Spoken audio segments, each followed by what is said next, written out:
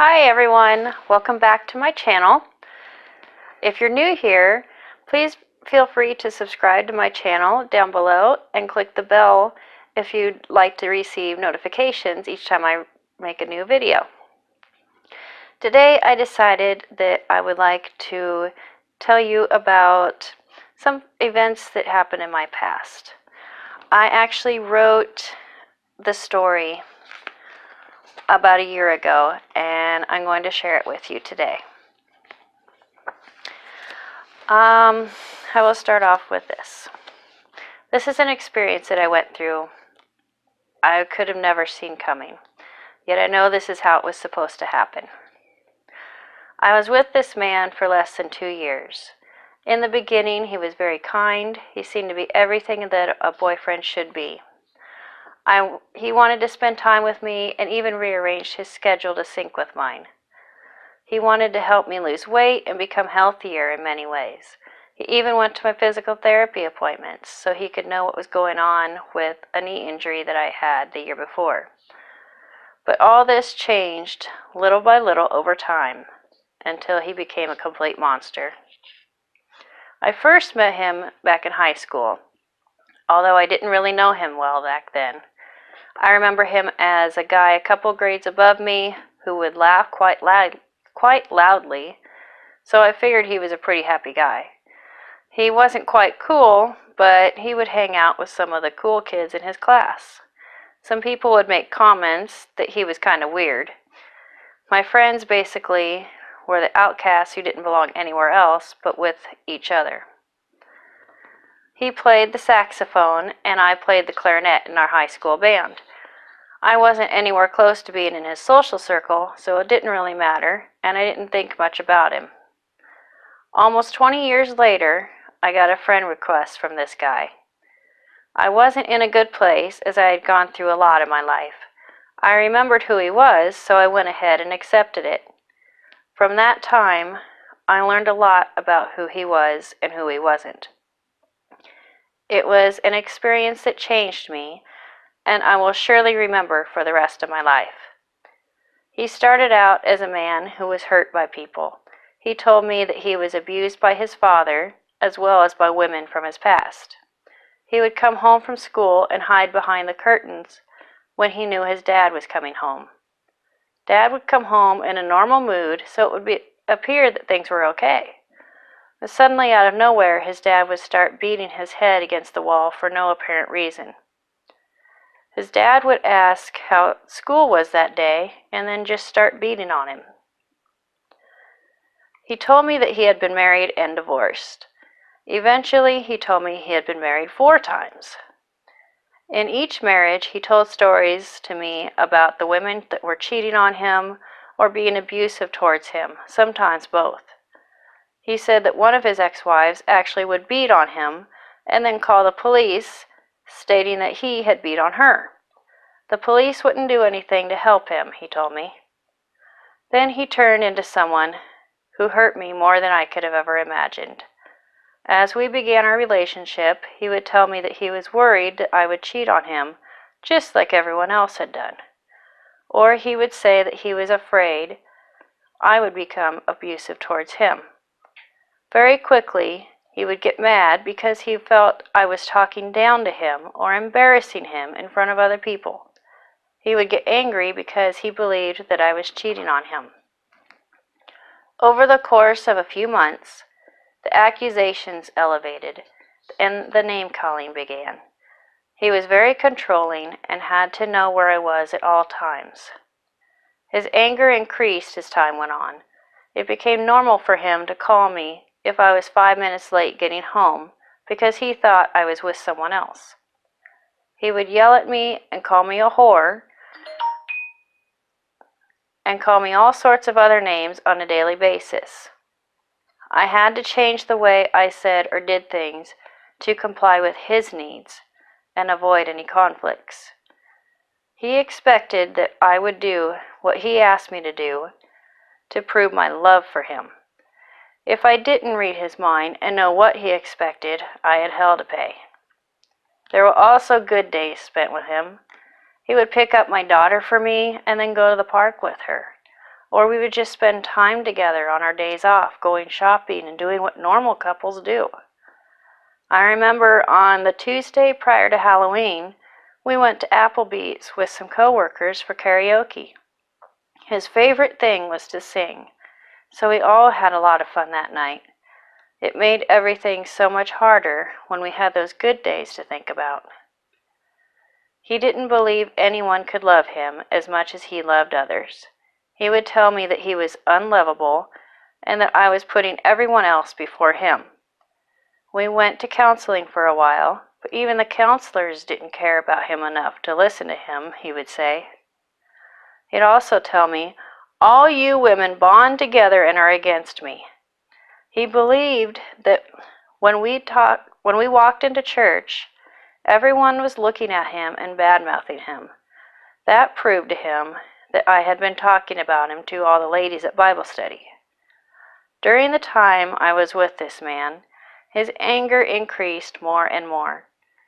I would get home from work, and he would be talking to himself in rage. He would start yelling at me right away for something he believed I had done to him.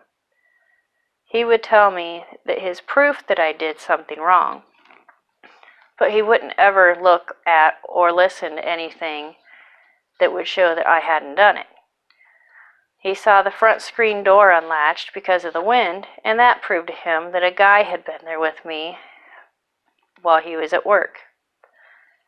Someone would compliment me on a new outfit that he had bought for me, and that proved that the person was flirting with me to get in my pants. It was a constant battle to defend myself against every accusation, some of them so ridiculous or too disgusting that I would rather not even say. He would control every aspect of my life, but he didn't see it that way. He would tell me, "I'm doing this for your own good." He would also say things like, "I have to do this because I love you. The only way you will listen to me is if I get angry." If I did anything wrong in his mind, yet again, I had to prove to him that I loved him. When he got home working on a late night shift, I had to be awake. If I wasn't, that proved that I didn't love him. But if I was awake, he would be angry because I must have been with someone while he was gone. He was never happy no matter what anyone would do for him. Eventually, it got to the point that I knew I had to get away. But unfortunately, his name was also on the lease, so I had no legal way to make him leave, and nowhere for me to go. He was smothering me too much, and I couldn't even breathe differently without him knowing about it. He kept apologizing to me for his anger, and he would tell me that he was trying to work on things. The next day, he would yell at me for everything I had ever done to hurt him. I kicked him out a couple of times over the previous year, but this last time it was a few days before his birthday, on February 13th. He was obsessing, telling me, "I know you aren't getting me anything for my birthday," even though I had it saved on Amazon. The fights got worse and worse until I kicked him out again. Just like before, he came back within a week, and he made me buy him the video game he wanted for his birthday. But this time, he wasn't going to go back to work at the same place. We were going to move to Kearney together, because the town that I lived in was the cause of all of our problems, according to him. So he would apply for jobs online and then go to Kearney for an interview. He found a job within a few weeks, and he decided to move back in with his mother. I remember the day he moved out fairly well. He held everything against me that ever since we had moved back in the previous month. He was mad and said that he knew I wasn't going to move to Kearney with him. I kept arguing that as soon as school was out for the summer, I would be there. It was only a little over a month away, so there was no point in taking my daughter out of school until then. When he moved out, he was resentful and angry. So he dropped off a note to the landlord that stated, "I am moving out, take my name off the lease." including the date. I didn't realize it at the time, but that gave me the leverage I needed to get him out of my life finally. Over the next month, he would come and visit. He would try to prove to me that he was going to change. "Why are you so mean to me? I'm going to counseling now, and I'm trying," he would say to me. I would tell him, "I know you aren't going to change, and it's just a matter of time before you start with the accusations again."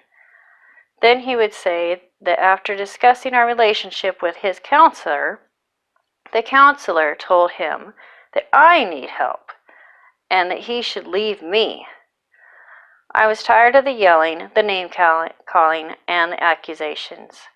I felt smothered and I could hardly function anymore. I was supposed to be moving in with him as soon as we found a place together, which he was also making difficult. He refused to get a 3-bedroom because my son only visited on the weekends, and I refused to get a 2-bedroom apartment.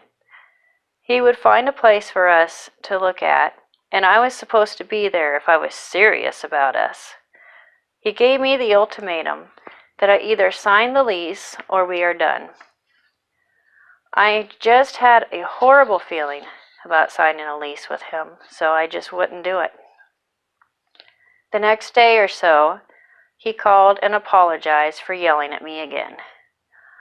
I had been playing along with his game of proving that he would change for about a month or so, and he had spent the night at my house after going to a wedding with me. The next morning, he wanted to cuddle for most of the day. When I said I had to get up and do things around the house, he decided to ask me, "Is there someone else that you like?" From that, a fight began. I told him that I knew he couldn't stop accusing me of cheating on him. We went back and forth about how he knew all along that I had another boyfriend, and even my ex-husband told him that I had cheated before. I told him to leave, and he refused. After the fight had been going for a while, he got in my face. I looked him straight in the eye from about 6 inches away, and I told him calmly, "You will not talk to me this way, and you will not treat me this way." He had fear in his eyes and suddenly backed off as I made my plan to leave the house. I grabbed the keys and the phone off the dining room table and said that I was going out to check the mail. He knew better because I didn't need the keys to check the mail. He yelled something after me as I got in the car and drove away. We had text messages going back and forth as I sat out at Walmart, me telling him to leave and him telling me that we need to talk. Finally, I went to the police station to talk to an officer. We sat down and he said that if he would help me, I can't let him back in, or the police department may not get involved this next time. I brought an officer home with me, and I told him once again to leave, as the officer had instructed me to do.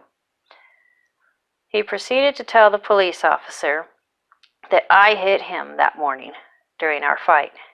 The officer saw my look of complete shock and then asked him some questions, observing no bruises on his nose. Since he didn't want to make a report, he was instructed to take his things and leave. He had taken his name off the lease the previous month when he moved out, so he had no right to be there. As he got his things, he made a point of complaining the entire time about all the things I had done to him, and telling the officer that I was bipolar, among other false accusations. The officer talked to him for a few minutes at his car, and then waited for him to leave. That was the last time I would ever see him. The day this all happened, there was a huge change. I went from being afraid to stand up for myself to feeling empowered when I was able to do it. I know God intervened, and he had become a major part of my life. During the time that I was with this man, I had spent many, many nights praying so that I would know what I was supposed to do. God would provide people in my life to help and guide me at certain times. God showed me who He was that day, and gave me the strength, courage, and everything else that I needed. I know that this change in me could have never happened if it weren't for knowing this person. I owe it all to God, because this is all His perfect plan. I thank God for protecting me, for keeping me safe through all of it, but mostly for rescuing and saving me. It was only through Him that everything worked out the way that it did. I have heard the phrase before, life is 10% of what happens to us and 90% of how we react. I love that quote, and it has a lot of truth to it. I chose to react in a positive way. Unfortunately, some will choose the other road. He has chosen to let his anger rule his life. He uses his anger to get his way or to prove that everyone is hurting him. It is really sad to see how a person can change so viciously because of their life experiences. I hope that someday he can realize the errors in his ways and change. But in the meantime, I am trying to be positive in my own life after knowing him. This time in my life has taught me so much, and I know that I wouldn't have learned it any other way. My hope is that through my story, others will be able to stand up for themselves. I hope that if anyone is in any kind of controlling or abusive relationship, they can find a way out before it's too late. And I also hope that we can find a way to end this cycle someday and rid ourselves of people like this. I wanted to share this with you, and I'm hoping that if you are in a bad relationship like this, or if you know someone that is, please share this video with them, and I really truly hope that you can get to a safe place and to get out of this situation. So that is all I have for today. Please go ahead and subscribe to this video, to this channel, and I will see you soon.